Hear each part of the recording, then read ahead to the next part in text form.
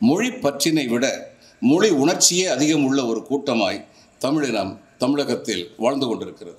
இறந்து உயிர் வாழ வேண்டிய சூழ்நிலை ஒருவருக்கு வந்தால் அப்படிப்பட்ட உலகத்தை படைத்த இறைவன் நாசமா போகட்டும் என்று சொல்லக்கூடிய துணிவு ஒரு மனிதனுக்கு இருந்தது 2000 ஆண்டுகளுக்கு முன்னால்.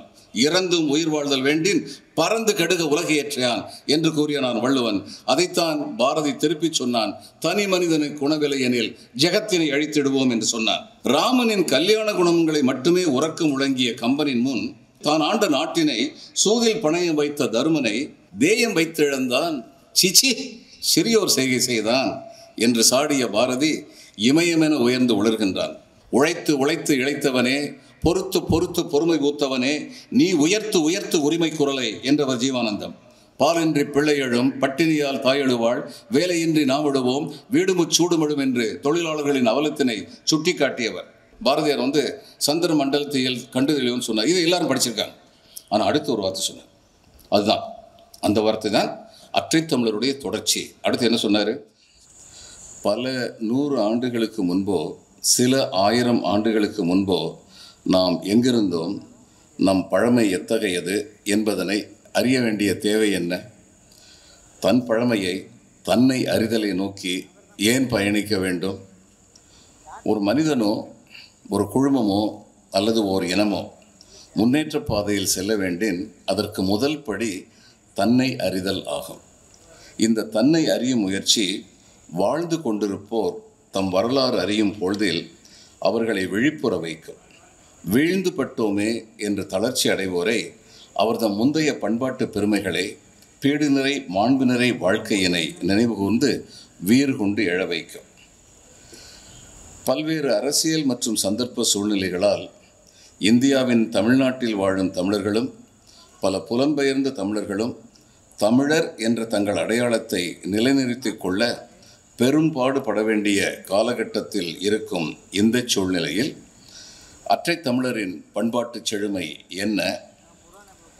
எதனால் அந்த பண்பாட்டு செழுமை உலகின் மிகுந்த உன்னதமான ஓர் இனமாக அவர்களை வைத்திருந்தது என்பதனை ஆராய்ந்தால் இன்று நாம் எங்கிருக்கிறோம், இற்றை தமிழரின் பண்பாடு குறித்த போக்கு என்ன என்பதனையும், அது எந்த மாறுதல்களை ஏற்றுக்கொண்டால் நாம் எங்கு சொல்ல வேண்டும், அற்றை தமிழர்தம் உன்னத நிலையினை நாம் எப்படி அடைய வேண்டும் என்பதனையும் உணரலாம்.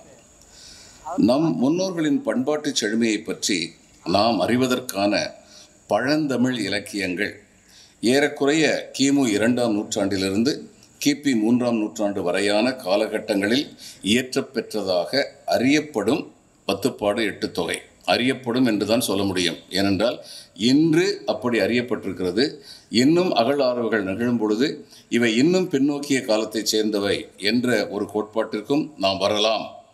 எனவே இன்றைய அளவில் கிமு 2ஆம் நூற்றாண்டிலிருந்து கிபி 3ஆம் நூற்றாண்டு வரையான காலகட்டங்களில் இயற்றப்பெற்றதாக அறியப்படும் 10 பாட்டு 8 தொகை என்ற 14 மேல் கணக்கு நூல்கள், திருக்குறள், நாலடியார், இன்னா 40, இனியவை 40 போன்ற 14 கீழ்கணக்கு நூல்கள் மற்றும் பழம்பண்பாட்டு செழுமையின் சில கூறுகளை உள்ளடக்கிய சிலப்பதிகாரம், மணிமேகலை போன்ற காவியங்கள்.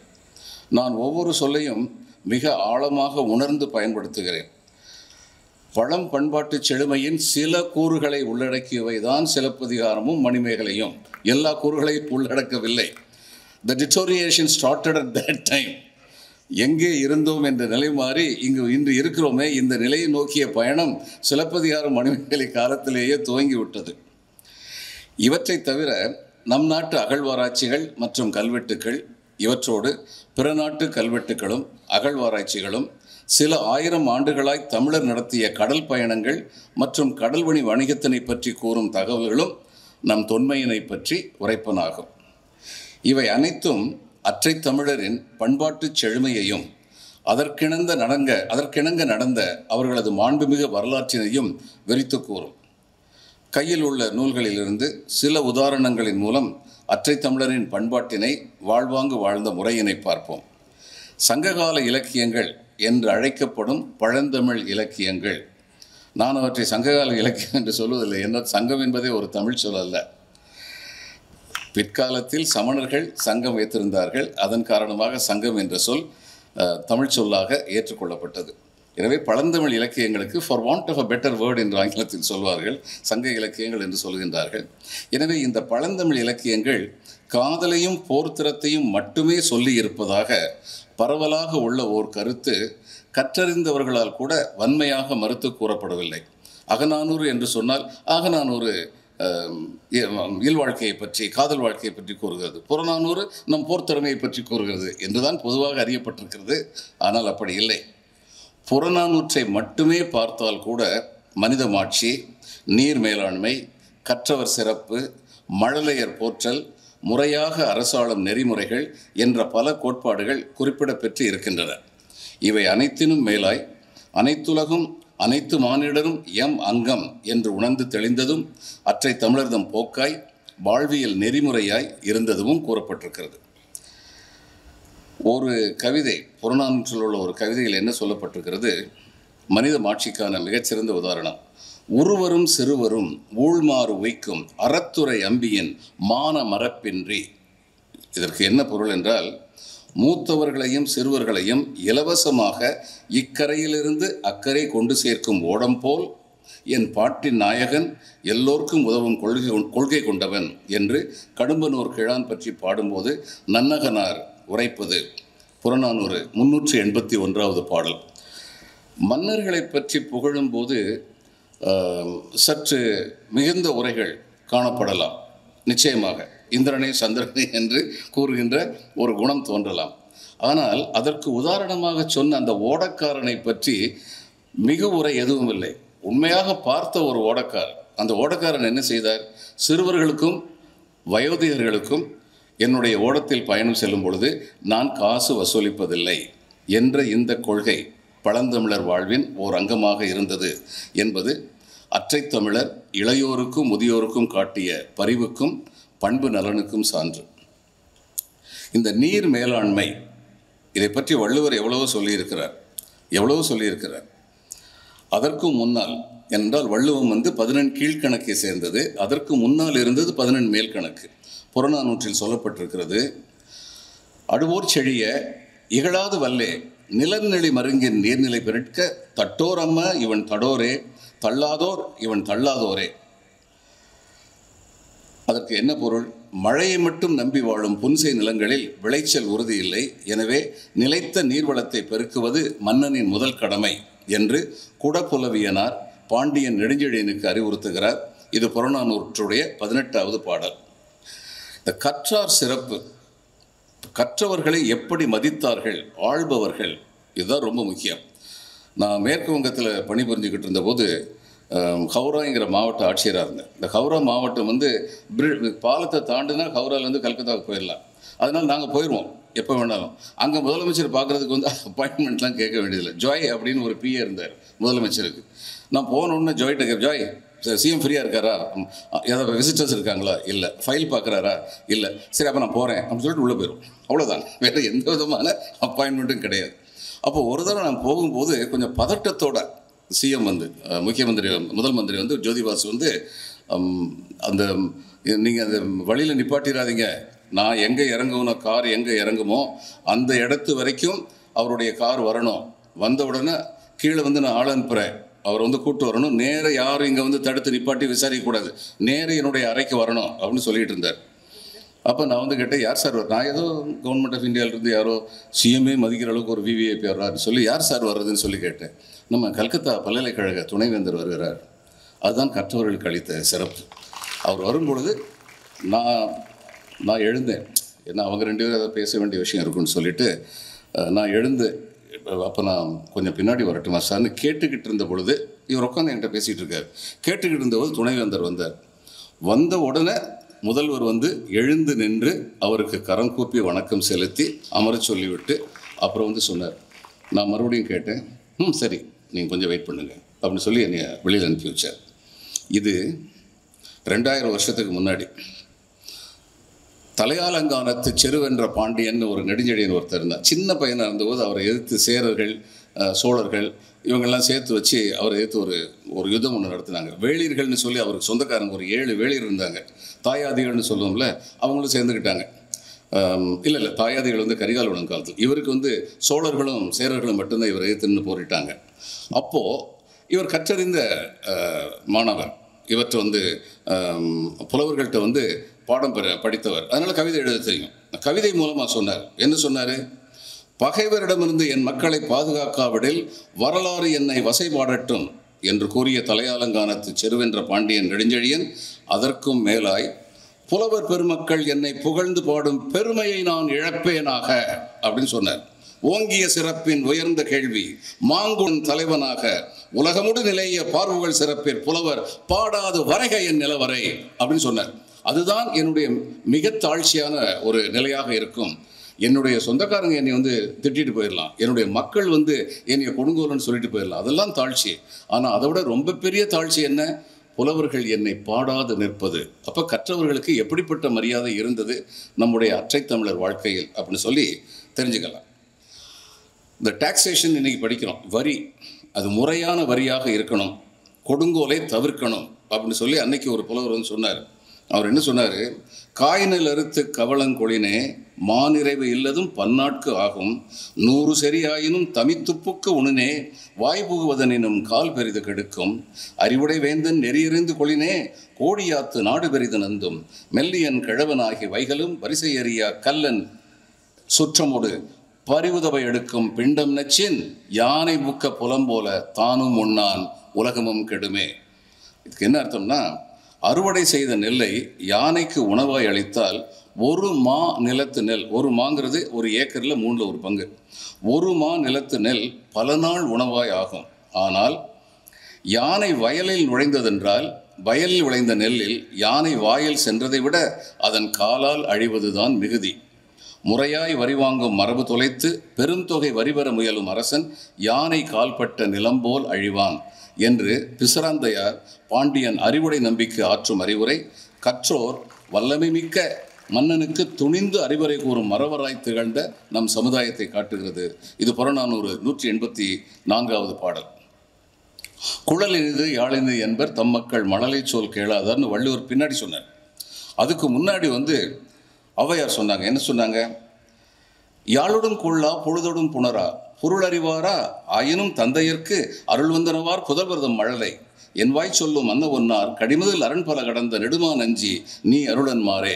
என்ன அர்த்தம்னா, அதிகமாக நெடுமா நஞ்சி தன் கவிதை ரசிப்பதை தன்னடக்கமாய் கூற வந்த ஔவையார் குழந்தையின் மழலையில் யாழிசையின் இன்பம் இல்லை, கால தெளிவில்லை, பொருள் ஏதுமில்லை, ஆயினும் அவை அனைத்தினையும் விட பெரிதாய் அது மழலையின் தந்தைக்கு தருவது பேரின்பம். அதுபோல்தான் அதியமான் என் கவிதையில் கட்டுண்டு கிடப்பதும் என்ற பாடல் அற்றை தமிழர் மழலையை நேசித்த மாண்புதனை காட்டுகிறது. புறநானூறு 92. 11 கீழ்கணக்கின் குரலையும் காப்பிய காலத்தின் சிலம்பையும் மட்டுமே நோக்கினால் கூட அற்றை தமிழரின் 1000 நெறிமுறைகள் காண கிடக்கின்றன. வள்ளுவம் பல்லாயிரம் நெறிமுறையை சுட்டி காட்டுகிறது. எதை எடுப்பது எதை விடுப்பது என்று தெரியாது.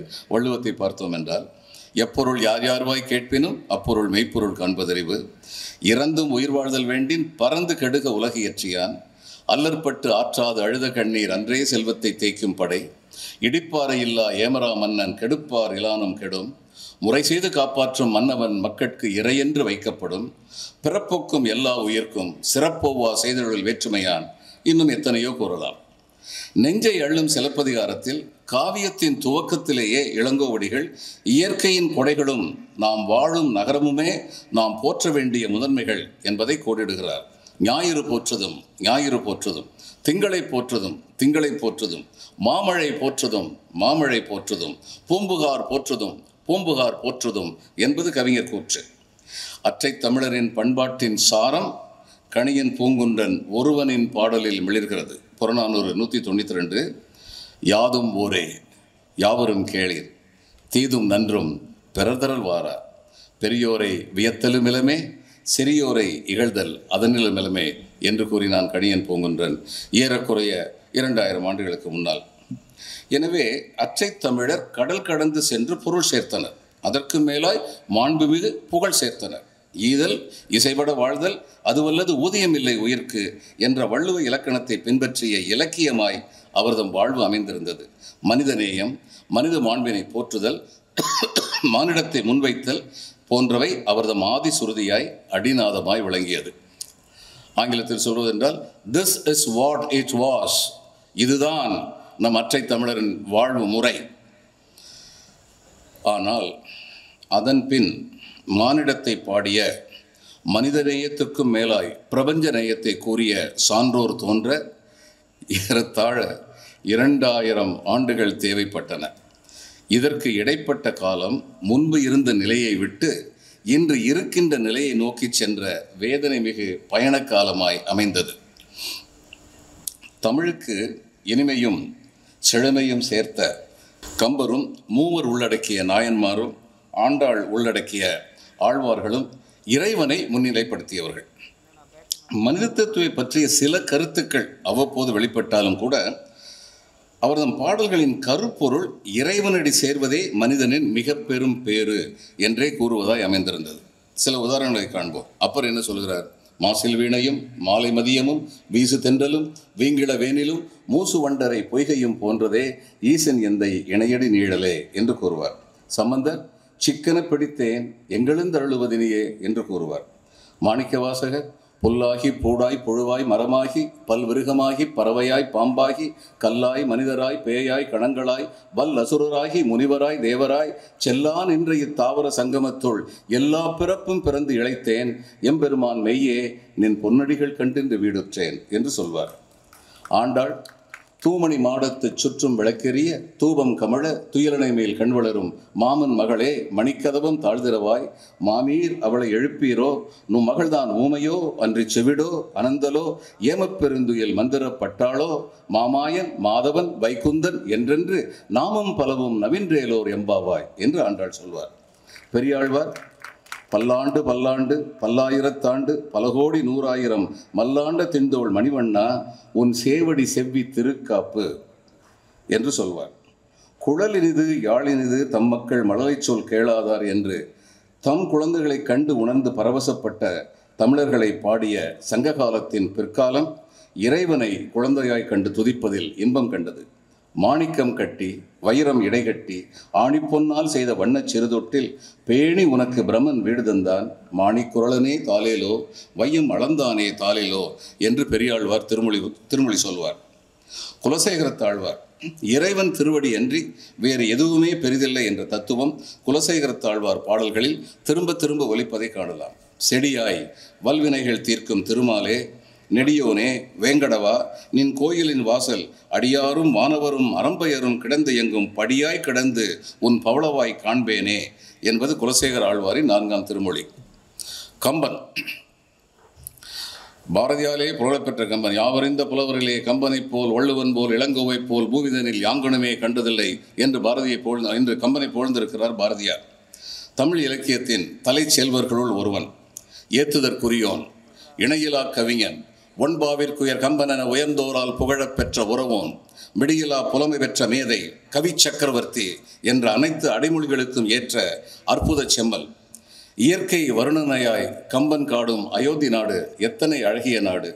தண்டலை மயில்களாட தாமரை விளக்கந்தாங்க கொண்டல்கள் முழவினேங்க குவளைகள் விழித்து நோக்க தெண்டிரை எழினி காட்ட தேம்பிழி மகரையாளின் வண்டுகள் இனிது பாட மருதம் வீற்றிருக்கும் மாதோ போன்ற வருணனைகள் கம்பனின் கவி அழகை உலக இலக்கியங்களில் ஒப்பற்ற ஒன்றாக நிலைநிறுத்துகிறது.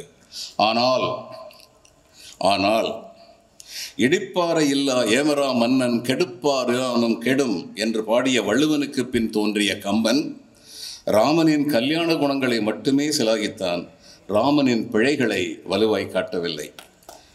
மன்னவன் நீ கானகம் புக வேண்டும் என்று உரைத்தான் என கைகேயி சொன்ன மாத்திரத்தில், அது கைகை ரொம்ப அழகாக சொல்லுவாங்க, ஆழிசூழ் உலகெல்லாம் பரதனே ஆள நீ போய் தாளிரும் சடைகள் தாங்கி தாங்கரும் தவமேற்கொண்டு பூழி வெங்கானண்ணி புண்ணிய துறைகளாடி 7 வா என்று இயம்பினன் அரசன் என்று நான் சொல்லப்பா ராஜா சொல்கிறாரு. அது என்ன 7 14 வருஷம்? ஏன்னா அந்த காலத்துலேருந்து ஒரு சட்டம் உண்டு, 12 வருஷத்துக்கு அப்புறம் நிலத்து பட்டா மேலே நமக்கு உரிமை கிடையாது. 12 வருஷம் கழித்து கூட ஒரு 2 வருஷத்தை போட்டு 14 வருஷம் கழித்து திரும்பி வா அப்படின்னா இவருக்கு அரச உரிமை கிடையாமலே போயிடணும், அவருக்கும் கிடைக்கக்கூடாது, அவர் சந்ததிக்கும் கிடைக்கக்கூடாது அப்படின்னு கையை திட்டம் போட்டாங்க. இப்படி அவங்க சொல்கிறாங்க. 7 வா என்று இயம்பினன் அரசன் என்றால் அதெல்லாம் புரிஞ்சுக்கிட்ட ராமர் சொல்கிறாரு, மன்னவன் பணி என்றாகில் நுண்பணி மறுப்பணும். ஏமா அனாவசியமா அப்பா வேலை முடி சொல்லிட்டு இருக்க? ஏன் நீ போடான்னு சொல்லி நீ சொல்லிட்டா நான் போயிட மாட்டேன்னா? மன்னவன் பணி என்றாகில் நுண்பணி மறுப்பனும் என் பின்னையேன் பெற்ற செல்வம் அடியனேன் பெற்றதென்றோ என்னிதின் உறுதியப்பால் இப்பணி தலைமையில் கொண்டேன் மென்னுளிர் காணும் இன்றே போகின்றேன் விடையும் கொண்டேன் என்றுரைத்த ராமனின் மாண்பினை உரைத்த அளவிற்கு முடிசூட்டல் தம்பி கழுத்து கானகம் செல்லச் சொன்ன கணத்தில் சித்திரத்தின் அலர்ந்த செந்தாமரையை ஒத்ததாய் மிளர்ந்த ராமனின் பண்புதனை பாராட்டிய அளவிற்கு மறைந்திருந்து வாலியை தாக்கிய அறந்தவிர்த்த ராமனை சாடவில்லை கம்பன். ஆம், மறைந்திருந்து வாலியை கொண்ட ராமனின் அறம் பிறழ்ந்த செயலை வாலிதான் சாடினான், கம்பன் சாடவில்லை. மானிட தர்மத்தினின்று பிறழ்ந்து நின்றா என்பதனால் தான் உனக்கு இந்த தண்டனை என்று கூறி தன் செயலுக்கு நியாயம் கற்பித்த ராமனிடம், நான் வானரம் பிற இனத்து மனித இனத்து தர்மத்தை என்மேல் புகுத்த முயல்வதே அறிவீனம். மேலும் சொந்த நாட்டின் அரசாட்சியை இழந்து நிற்கும் உனக்கு இன்னொரு நாட்டின் மன்னவனிடம் அரசு நீதி பேசுவதற்கோ உன் நீதியை நிலைநாட்டுவதற்கோ என்ன உரிமை இருக்கின்றது என்ற கருத்தில் அறம் சார்ந்த வினாக்களை எழுப்பியவன் வாலி, கம்பன் அல்லன். கற்புக்கனலாம் சீதையை ஐயனையே நினைத்து காதலாகி கசிந்து கண்ணீர் மல்கி இலங்கையில் அசோகவன சிறையில் தவித்து கொண்டிருந்த சீதையை போர் முடிந்து காணும் வேளை ராமனின் முகம் பொலிவிழந்து போனதை கம்பன் சாடவில்லை. அக்கினியாய் நின்ற சீதையை அக்கினி பிரவேசம் செய்ய சொன்ன அவலம் கவிஞனின் நெஞ்சை தகிக்கவில்லை. சிறப்புமிகு ராஜாராமன் என்ற கீர்த்தியை விரும்பிய ராமன் பெருமைமிகு சீதாராமனாய் விளங்கவில்லை என்ற உண்மையை உரத்து கூறவில்லை கம்பன். இதுபோல் இன்னும் பல எடுத்துக்காட்ட இயலும். வடமொழி ஆராதனை செய்வோர் அரசின் ஆட்சி முறையில் பெரும் பங்கு பெற்றுவிட்ட காலகட்டத்தில் த சோழாஸ் பீரியட், அதன் காரணமாய் ஆட்சி பீடத்தில் அமர்ந்த மன்னர்கள் தமிழுக்குரிய மரியாதையை குறைத்து கொண்டிருந்த காலகட்டத்தில் நீலகண்ட சாஸ்திரி சொல்வார், நூற்றுக்கணக்கான சம்ஸ்கிருத பள்ளிகளுக்கு நிபந்தம் அளித்தான் ராஜராஜன், ஆனால் ஒரு தமிழ் பள்ளிக்கு கூட அத்தகைய நிதி அவன் அளிக்கவில்லை என்று கூறுவார். தமிழின் இனிமையை தனித்தமிழில் பாடி பாமரர்கள் மத்தியில் தமிழ் புத்துணர்வை உருவாக்கிய மாபெரும் பெருமைக்குரிய நாயன்மார்களும் ஆழ்வார்களும் கம்பர் போன்ற மாபெரும் கவிஞர்களும் சங்ககால தமிழ் இலக்கியமும் தமிழ் சமுதாயமும் பாடிய வாழ்ந்து காட்டிய மனிதனை மானிடத்தை முன்வைத்த கொள்கையினை பின்பற்றவில்லை என்பது உண்மைதான்.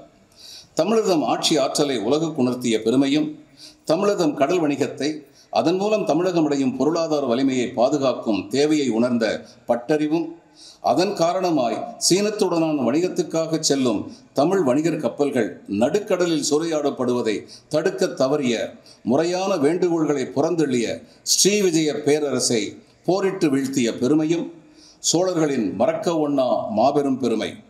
60,000 யானைகள் அணிவகுத்த சோழ பேரரசு கீழை சளுக்கியம், ஈழம், அந்தமான் நிக்கோபார் உள்ளடக்கிய பெருநிலப்பரப்பை ஆண்டு கொண்டிருந்த சோழ மன்னர்கள் கடல் வணிகத்தின் சிறப்பினை உணர்ந்து சங்கத்தமிழர்தம் வணிகச் சிறப்பினை பொருளாதார மேம்பாட்டுக்கான மாபெரும் சக்தி என்று உணர்ந்து தெளிந்த அளவிற்கு அவர்தம் வாழ்வியல் முறைகளை, வாழ்க்கை கொள்கைகளை முற்றாய் கடைப்பிடிக்கவில்லை என்பது துயரத்திற்குரியது.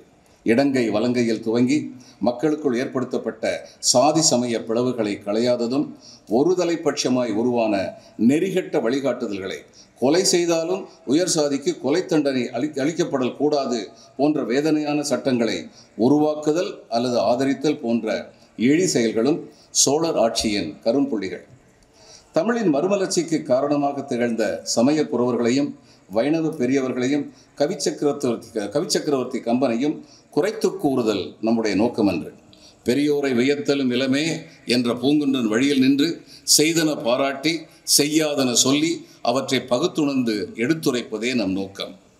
சூரியகுலத் தோன்றர்கள், சந்திரகுலத் தோன்றர்கள் என்ற புது பட்டங்களில் உலகாங்கிதம் பெற்ற சோழ பாண்டியர்கள் கற்பனை கதைகளை வரலாற்று உண்மைகளாய் திரித்து கூறுவோர் முன் சிரம் தாழ்த்தி தம் பழமை பெருமைக்கும் பண்பாட்டு சிறப்பிற்கும் அடிநாதமாய் விளங்கிய மண்பதை போற்றல் என்பதனை மறந்து சடங்குகள், தந்திர மந்திரங்கள் என்ற பாதைகளில் வீழ்த்தப்பட்டு பல சமணர்களை கழுவேற்றி கொள்ளும் மாபாதக செயலை மதக்காரணங்களின் அடிப்படையில் நிகழ்த்தும் பாதகர்களாய் ஆன சூழ்நிலையில் தமிழரும் தம் அடையாளம் இழக்கும் ஆபத்து உருவானதைக் கண்டு தீந்தமிழை சமயம் என்ற போர்வையில் நெறிமறந்த வெறியில் அமிழத் துவங்கிய ஒரு சமுதாயத்திடம் அந்த பக்தி உணர்வு மூலமே கொண்டு சேர்த்த சமய பெரியவர்கள் தங்களுக்கு தெரிந்த வழியில் தாங்கள் இருந்த சூழ்நிலையில் தமிழை வளர்த்தார்கள். தமிழுக்கு புதுரத்தம் பாய்ச்சினார்கள். ஏழை எளியவர் மூலமாய் தமிழ் புத்துணர்வு புதுவாழ்வு பெற காரணமானார்கள்.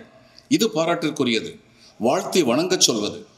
ஆனால் சமண பௌத்த விரோதம், புதிதாய் உருவான சாதிப்பிளவு, சமய சண்டைகள் இவற்றினின்று தமிழகத்தை காத்திடவோ, தமிழர் பண்பாடு, தமிழர் வாழ்வுமுறை இயற்கையை ஒன்றியது, மனித மாண்பினை காட்டி வையத்துள் வாழ்வாங்கு வாழும் வழிமுறைகளை கற்றுத்தந்தது, யாதும் ஊரே யாவரும் கேளிர் என்ற உலக நேயத்தை உரைத்திட்ட உன்னதம் கொண்டது, அதனை அம்மாண்பினை முதலாய் வைத்து வாழ்வை நோக்குவோம் என்று அறிவுறுத்தி தடம் மாறிய தமிழர்களை பழைய சீரிய பண்பாட்டு வாழ்க்கைக்கு திருப்பிச் செல்லும், திருத்தி வழிநடத்தும் சமூக சீர்திருத்தம் செய்வதற்கு இவர்களால் இயலவில்லை அல்லது இவர்கள் முயலவில்லை என்பதனை உணர்ந்து செய்த சீரிய செயல்களை பாராட்டி வணங்கும் அதே பொழுதில் செய்யாதனவற்றையும் எண்ணி அது பற்றி பகுத்துணர்ந்து எடுத்துரைப்பதும் தான் தமிழர் வரலாற்றை சமன் செய்து சீர்தூக்கும் கோலாய் அமையும்.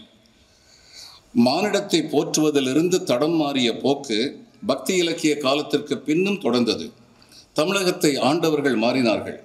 தமிழ் கொண்ட பகை காரணமாய் பாண்டிய வழித்தோன்றர்கள் விரும்பி அழைத்த மாலிக் காஃபூர் வந்தார். அதன் விளைவாய் தமிழகம் இஸ்லாமியர் ஆட்சியை கண்டது. அதற்கு எதிர்வினையாய் விஜயநகர பேரரசு ஏறத்தாழ திருச்சியிலிருந்து கன்னியாகுமரி வரை தன் ஆட்சியினில் கொண்டது. அதனின்று முகிழ்ந்தது நாயக்கர் ஆட்சி.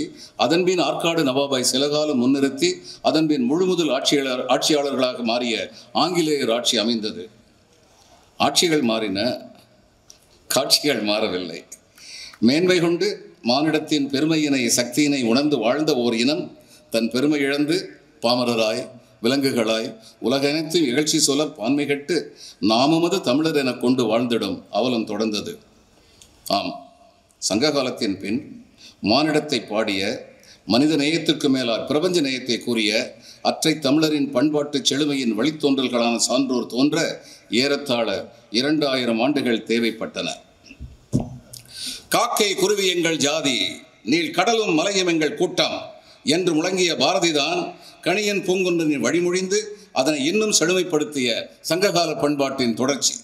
தன்னை அறிந்தின்பம் ஒரு வெண்ணிலாவே, ஒரு தந்திரம் நீ சொல்ல வேண்டும் வெண்ணிலாவே என்று இயற்கை சக்தியிடம் வேண்டிய வள்ளலார்தான் மனித மாண்பினை உணர்வதும் உரைப்பதும் செயல்படுத்துவதுமே வாழ்வின் உன்னதம் என்றுணர்ந்த சங்ககால பண்பாட்டின் தொடர்ச்சி. தனி மனிதனுக்கு உணவிலேனில் ஜகத்தினை அழித்திடுவோம் என்று உரைத்த பாரதியும், வாடிய பயிரை கண்டபோதெல்லாம் வாடிய வள்ளலாரும் தான் இறந்தும் உயிர் வாழ்தல் வேண்டின் பறந்து கடுக உலகியற்றியான் என்று சொன்ன வள்ளுவனின் தொடர்ச்சி. இந்த குறளை பாருங்கள். இறந்து உயிர் வாழ வேண்டிய சூழ்நிலை ஒருவருக்கு வந்தால் அப்படிப்பட்ட உலகத்தை படைத்த இறைவன் நாசமா போகட்டும் என்று சொல்லக்கூடிய துணிவு ஒரு மனிதனுக்கு இருந்தது 2000 ஆண்டுகளுக்கு முன்னால். இறந்தும் உயிர் வாழ்தல் வேண்டின் பறந்து கடுக உலகையற்றையான் என்று கூறிய நான் வள்ளுவன். அதைத்தான் பாரதி திருப்பிச் சொன்னான். தனி மனிதனுக்கு குணவில்லை எனில் ஜெகத்தினை அழித்திடுவோம் என்று சொன்னான். ராமனின் கல்யாண குணங்களை மட்டுமே உறக்க முழங்கிய கம்பனின் முன் தான் ஆண்ட நாட்டினை சூதில் பணையம் வைத்த தருமனை தேயம் வைத்திழந்தான், சிச்சி சிறியோர் செய்கை செய்தான் என்று சாடிய பாரதி இமயமென உயர்ந்து உணர்கின்றான். சொல்லால், உணர்வால், உயிர் மூச்சால் தமிழர்தம் மேன்மையையும் பிரபஞ்ச நேயத்தையும் எண்ணி வாழ்ந்தவன் பாரதி. சற்று எண்ணி பாருங்கள். எப்பொழுது பார்த்தாலும், எங்கே பார்த்தாலும் பாரதி நினைத்ததெல்லாம் உலகின் மேன்மை. அதுதான் அற்றை தமிழருடைய மாண்பு. கல்வியை பற்றி சொல்லும் பொழுது பாரதி என்ன சொன்னான்? கல்வி செல்வம் அனைவருக்கும் அளிக்கப்பட வேண்டிய ஒன்று. கல்வி கற்பதன் முதற்படியாய் பசியாற்ற வேண்டும். கற்பிக்கும் கல்வி ஏட்டுச் சுரக்காய இருத்தல் ஆகாது. கற்கும் வலிமை அடையும் பயிற்சி அளித்து அதன்பின் பல கல்வி தந்து மல்டிபர்பஸ் எஜுகேஷன் கற்றதன் பயனாய் உலகையே உயர்த்தும் உன்னத நோக்கம் கொண்டவர்களாய் நம் இளைய சமுதாயத்தை உருவாக்கிடல் வேண்டும் என்று எப்படி கல்வி, யாருக்கு கல்வி, எத்தகைய கல்வி, எதற்காய் கல்வி என்ற அனைத்து நோக்கங்களையும் வயிற்றுக்கு சோறிடல் வேண்டும். இங்கு வாழும் மனிதருக்கெல்லாம் பயிற்சி பல கல்வி தந்து இந்த பாறை உயர்த்திட வேண்டும் என்று ரத்தின சுருக்கமாய் உரைத்த பாரதிதான் அன்னசத்திரம் 1000 நாட்டலின் புண்ணியம் கோடி ஆங்கு ஓர் ஏழைக்கு எழுத்தறிவித்தல் என்று தெளிந்த பாரதிதான் கேடில் வழிச்செல்வம் கல்வி ஒருவர்க்கு மாடல்ல மற்றையவை என்று சொன்ன வள்ளுவனின் முதல் மகன். பாரதிக்கு நம்ம எல்லோருக்கும் இருப்பது போல் அவருக்கும் ஒரு சின்ன ஆசை இருந்தது. ஒரு வீடு ஒன்று வேணும். அது எப்படிப்பட்ட வீடாக இருக்கணும்? கவிஞன், இயற்கையை நேசிப்பவன். அதனால் என்ன சொன்னார்? காணி நிலம் வேண்டும் பராசக்தி, காணி நிலம் வேண்டும். அங்கு தூணில் அழகியதாய் நன் மாடங்கள் துய்ய நிறத்தினதாய் அந்த காணி நிலத்தினிடை ஓர் மாளிகை கட்டித்தரல் வேண்டும். 10-12 தென்னை மரம் பக்கத்திலே வேணும். நல்ல முத்து சுடர் போலே நிலா ஒளி முன்பு வர வேணும்.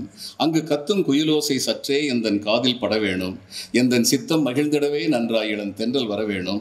பாட்டு கலந்திடவே அங்கே ஒரு பத்தினி பெண் வேணும். எங்கள் கூட்டு களியினிலே கவிதை கொண்டு தர வேணும்.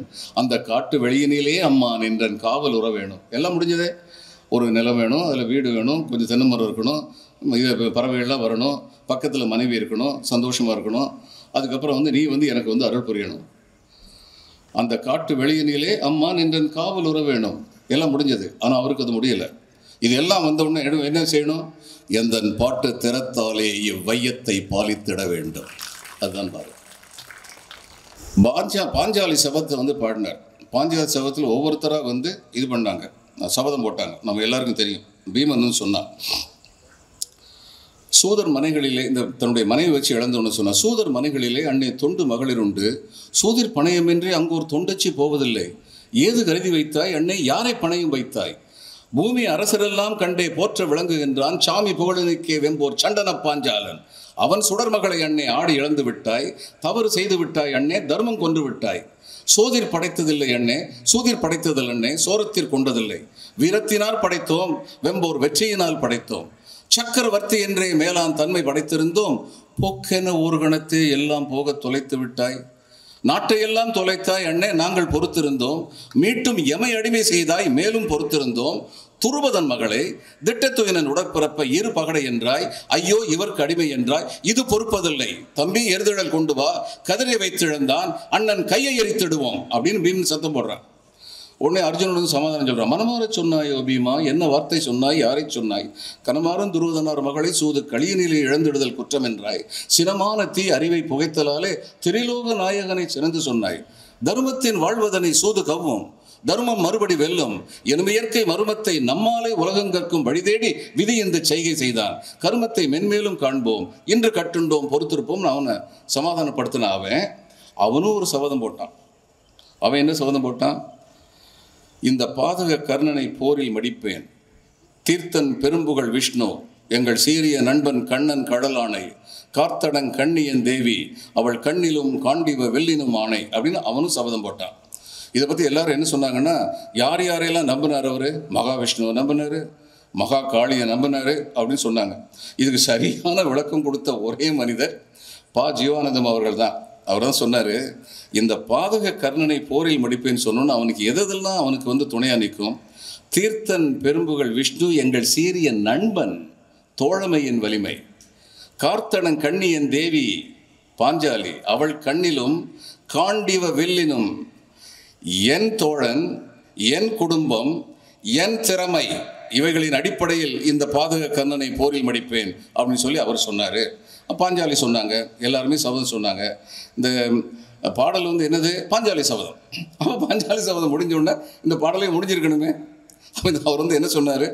பாடல் முடிஞ்சிருச்சு, எல்லாரும் சபதம் சொல்லி போயிட்டாங்க. போனோன்னு என்னாச்சான்? அந்த நேரத்தில் இது பெரிய பெரிய சுழல் காற்று இதெல்லாம் அடித்தது. அப்போ நிமித்தங்கள் சரியாக இல்லை. அப்போ நிச்சயமாக இவங்க சொன்னது நடக்கும் அப்படின்னு சொல்லி கோடிட்டு காட்டுறார். அப்போ என்னாச்சா நேரம்? ஓம் என்று உரைத்தனர் தேவர்.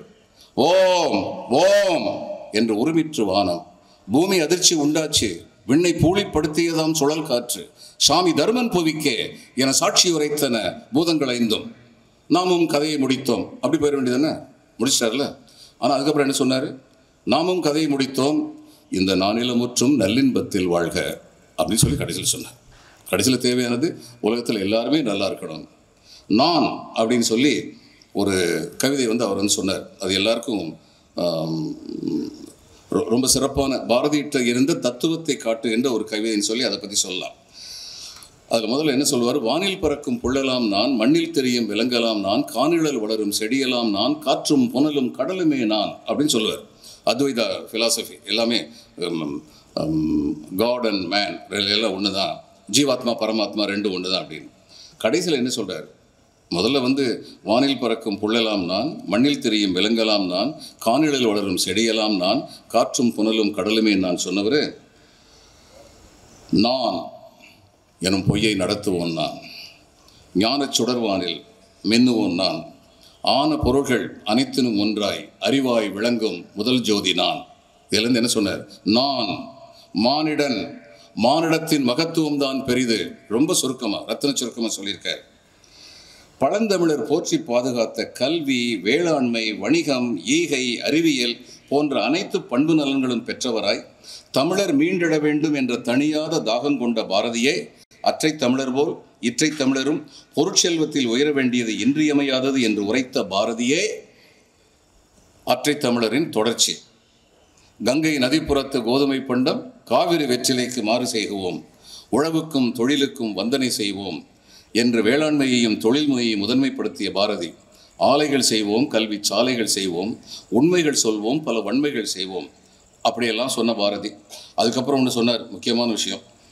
1920களில் சந்திர மண்டலத்து இயல் கண்டு தெளிவோம். எல்லாரும் அதான் சொன்னாங்க, என்ன வரகவி, எப்படிப்பட்ட வரகவி. 1920s அந்நியாரம் பாருங்கள், சந்திர மண்டலத்து இயல் கண்டு தெளிவோம்னு சொன்னார். நிஜம்தான், ரொம்ப பெரிய விஷயம். பெரியார் சில சயின்டிஃபிக் இன்னைக்கு வர்ற விஞ்ஞானபூர்வமாக நடத்தப் போகின்ற விந்தைகளை அன்னைக்கே அவர் குடியரசில் எழுதியிருக்கார்.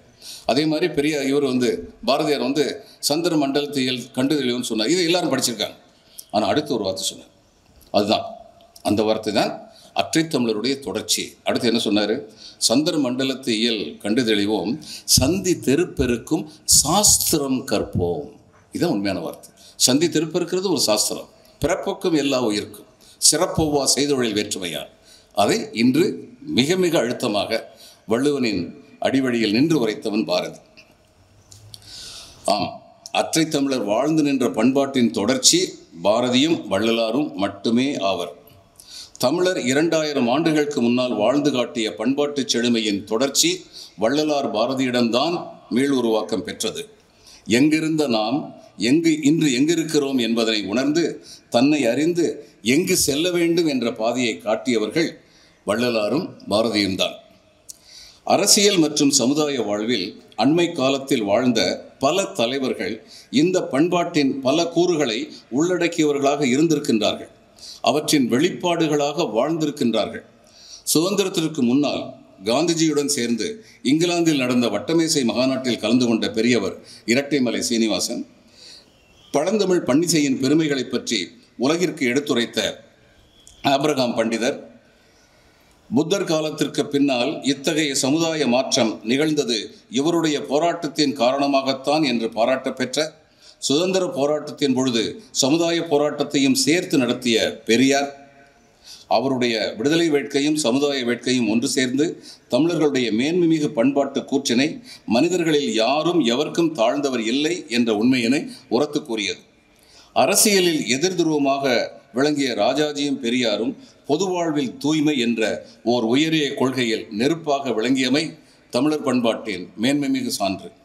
இந்தியாவில் ஒரு மொழி ஆட்சி மொழியாக வேண்டுமென்றால் அதற்கு தகுதி படைத்தது தொன்மையும் பண்பாட்டு செழுமையும் வாய்ந்த தமிழ்தான் என்று கூறிய, கேரளத்திலிருந்து நாடாளுமன்றத்திற்கு தேர்ந்தெடுக்கப்பட்ட இந்திய முஸ்லீம் லீக் கட்சியின் தலைவர் கண்ணியமிகு காயிதே மில்லத் அவர்கள் பெரும் செல்வந்தராக விளங்கி இன்னும் அதிகமாக பொருளீட்டும் வல்லமை கொண்ட வழக்குரைஞராக இருந்த வஉசி, செக்களித்த செம்மல், தன் பொருள் பதவி அனைத்தையும் இன்முகத்துடன் இழந்த பெருமான், பொது உடைமை கொள்கையால் தீவிரமாக ஈர்க்கப்பட்டு அதே சமயம் கம்பராமாயணத்தில் மூழ்கி முத்தெடுத்த ஜீவானந்தம் அவர்கள், உழைத்து உழைத்து இழைத்தவனே, பொறுத்து பொறுத்து பொறுமை பூத்தவனே, நீ உயர்த்து உயர்த்து உரிமை குரலை என்றவர் ஜீவானந்தம்.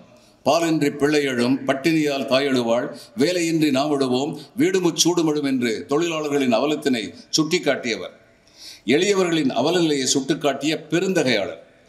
அவர் நினைத்திருந்தால் காங்கிரஸில் தொடர்ந்து காங்கிரஸ் கட்சியின் தலைமை பதவியை பெற்று ஒருவேளை தமிழகத்தின் முதலமைச்சராக கூட ஆகியிருக்க முடியும் என்ற அளவிற்கு சந்தர்ப்பங்கள் இருந்த பொழுதிலும் எது தனக்கு நேர்மை என்று தோன்றியதோ அதிலிருந்து சற்றும் குறையாமல் உறுதியாக நின்ற மிக பெரும் லட்சியவாதி ஜீவானந்தம் அவர்கள்.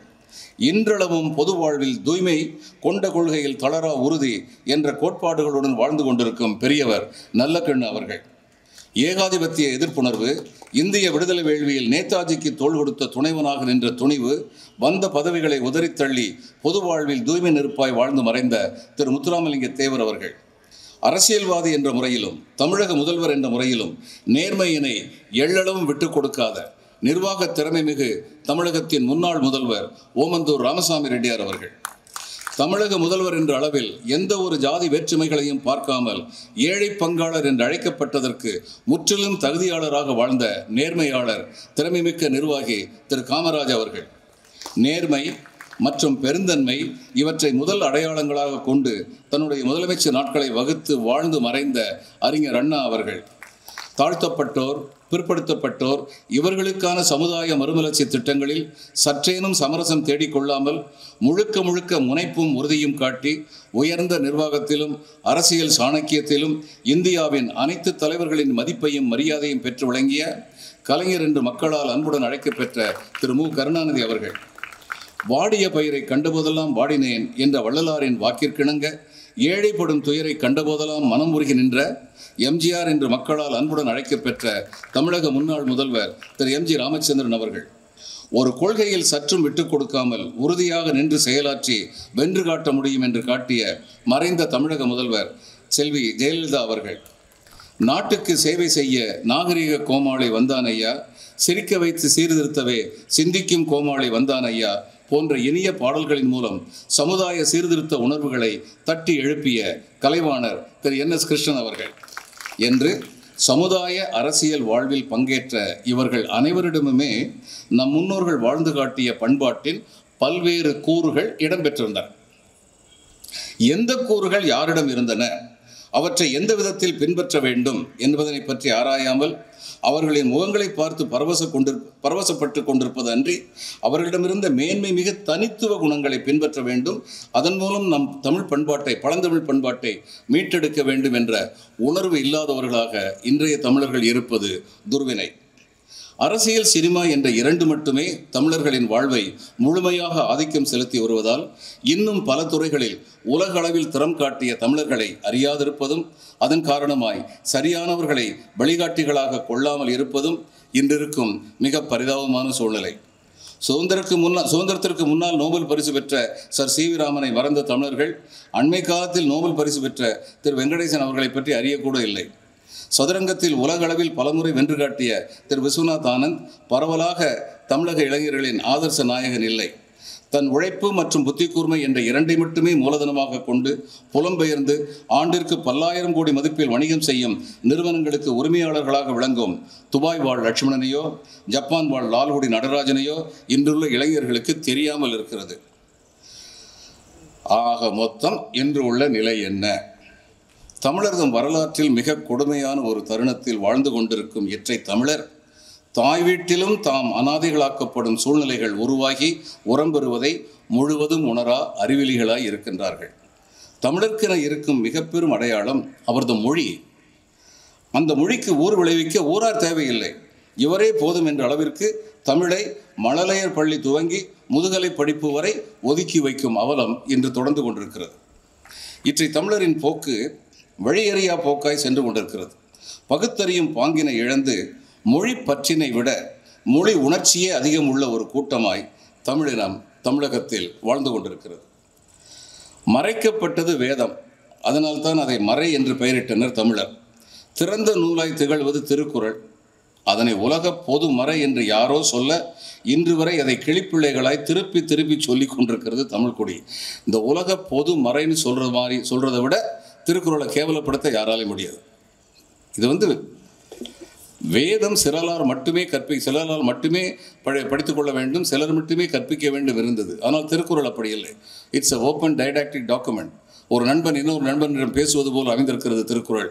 ஆனால் அதை கவிதை எழுதி இன்னிசை அணிந்த பொன்னிளஞ்செல்வி இனிமையே தன் பெயரானாள், மண்ணுலகெல்லாம் வணங்கிடத்தக்க பொதுமறையருடைய வாணி, பன்மொழிக்கு உயர்ந்த தொன்மொழி அரசி, பரமனின் வரம் பெற்ற புதல்வி, தன்னிகரற்ற தமிழனும் மத தாய்மலரடி படிந்து எழுதினவங்க எல்லாருமே திருக்குறளை பொதுமறைன்னு சொல்ல ஆரம்பித்தாங்க. இது ரொம்ப பெரிய கொடுமை, திருவள்ளுவருக்கு நிகழ்கின்ற கொடுமை. அடுத்து இன்னொரு கொடுமை, 11 மேல் கணக்கில் உள்ள ஒரு நூலால் பதிற்று 10 அந்த நூலால் பாடப்பெற்ற சேரன் செங்குட்டுவனுக்கு அந்த நூலிலிருந்து காலத்தால் சில நூற்றாண்டுகள் பிந்திய சிலப்பதிகாரம் படைத்த இளங்கோ உடன்பிறப்பாக ஏற்க இயலுமா? நிச்சயமா முடியாது. அமராவதி அம்பிகாவதி கதை போல் உள்ள இந்த பரம்பரை கதையையும் வரலாறு எண்ணி இன்னும் வழிமொழிவது இற்றை தமிழர் போக்கு. சுருக்கமாக சொல்வதென்றால், எப்பொருள் யார் யார்வாய் கேட்பினும் அப்பொருள் மெய்ப்பொருள் காண்பதறிவு என்ற வள்ளுவனின் குரலை மனனம் செய்து பிழையின்றி திரும்பிச் சொல்லும் ஆற்றல் பெற்ற இற்றை தமிழர்கள் அதன் பொருள் உணர்ந்து அதன் வழி நடக்கும் திறமையற்றவர்களாய் போனார்கள் என்பது கசப்பான உண்மை. எங்கிருந்தோம் என்பதனை கண்டோம், எங்கிருக்கிறோம் என்பதனையும் கண்டோம். இனி நாம் எங்கு செல்ல வேண்டும், எப்படி செல்ல வேண்டும்? வேலை தேடி அலையும் போக்கினை மாற்றி வேலையை உருவாக்கிடும் வேலையை பிறர்க்கு அளித்திடும் திறனாளர்களாக இன்றைய இளைஞர்கள் மாற வேண்டும். இந்துமா பெருங்கடலில் வணிக ஆதிக்கம் செலுத்திய 3 இனங்களுள் சீனர், பாரசீகர், தமிழர் ஓரினமாய் 2000 ஆண்டுகளுக்கு முன்பே கடல் வணிகராய் உலகின் பற்பல பகுதிகளிலிருந்து பொருள் வளங்களை சொந்த மண்ணிற்கு கொண்டு வந்து சேர்க்கும் திறமை படைத்திருந்ததுதான் தமிழர்கள் உலகறியப்பட்டதற்கும் அவருடைய பொருளாதார வலிமைக்கும் பண்பாட்டு செழுமைக்குமான மூல காரணங்களுள் முதன்மை காரணம் அத்தகைய நிலை மீண்டும் உருவாக வேண்டும். கடல் கடந்து கண்டங்கள் பல சென்று தம் வணிகத்திறத்தால் உலக வணிகத்தில் உன்னதம் பெற்ற தமிழர் இந்தியா என்ற நாடு உருவானபின் உள்நாட்டிலேயே ஒரு துளியாய் ஒடுங்கிவிட்ட நிலை கண்டு கொதித்த பாரதிதாசனின் நெருப்புத்தான் எங்கள் வாழ்வும் எங்கள் வளமும் மங்காத தமிழ் என்று தங்கே முழங்கு என்ற இரவா வரம் பெற்ற வரிகள் இன்று தமிழர்கள் எதிர்நோக்கும் சிக்கல்கள் மற்றும் சிரமங்கள் நிறைந்த காலகட்டத்தில் எங்கள் வாழ்வால் எங்கள் வளத்தால் இனி என்றென்றும் மங்காது எம் தமிழ் என்ற புதுமொழியினை பயில வேண்டும், நடைமுறைப்படுத்த வேண்டும். உலகநேயம் கற்பித்த அற்றை தமிழராய் வாழ்வோம். உள்ளூரிலேயே உருவாகும் வேற்றுமைகளை களைவோம் அல்லது தவிர்ப்போம் அல்லது ஒதுக்குவோம் என்று உறுதி கொள்ள வேண்டும். இவற்றை செய்தாலன்றி அற்றை தமிழர்தம் பண்பாட்டு நோக்கும் இற்றை தமிழர்தம் வழியறியா போக்கும் எதிர்த்திசை பயணமாகிவிடும்.